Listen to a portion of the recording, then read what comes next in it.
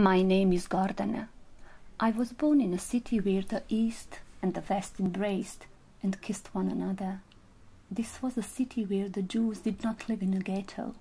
Once there was Sarajevo, and only there you could hear the bells of the Catholic cathedral along with those of the Orthodox Church, with the call to prayer of the muezzin in the same street.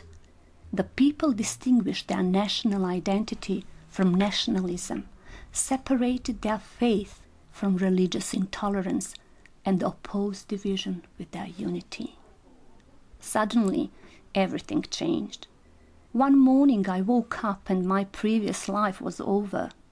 Deprivation, bombing, fear, suffering, slaughter, rape. That's war. Every day was a matter of survival. There was no electricity, water and food. I had to walk with my son to nearby villages and barter for food. This task was very dangerous and time-consuming. The cost of food exceeded pre-war prices many times over. I feared I could not continue living in these uncertain and traumatic conditions. Having the best interest of my son in mind, I decided to escape.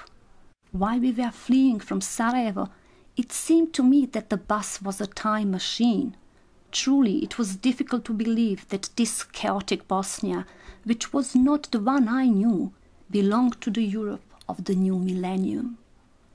During my flight from Sarajevo, my grief was forever captured by the photographer Tom Stoddard. This image touched the world. It powerfully testified that war is the most bitter, horrific experience that one can go through.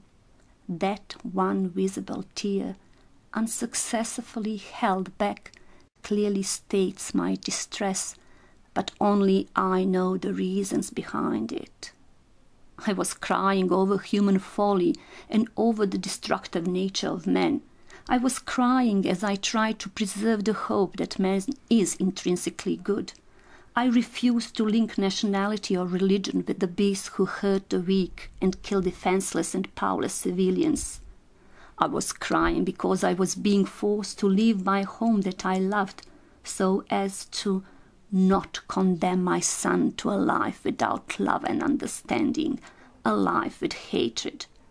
I was not only concerned about me, but also about adversities my people would face.